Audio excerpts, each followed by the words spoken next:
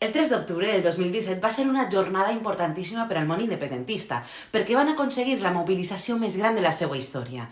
Quina va ser la clau principal? Doncs mobilitzar a els no independentistes que estaven en contra de la repressió policial i a favor del dret d'autodeterminació.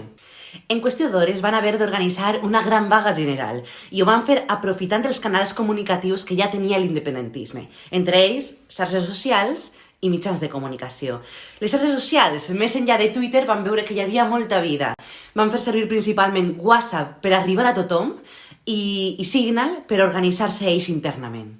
Ara bé, no hem de perdre de vista que un factor molt important també va ser que els sindicats majoritaris se van unir a aquesta vaga, com ara Comunicacions Obreres o la UGT. El 3 d'octubre és una data assenyalada per al món independentista no sols per aquella gran manifestació ciutadana que hem estat parlant, sinó també pel discurs que aquella nit va fer el rei oposant-se completament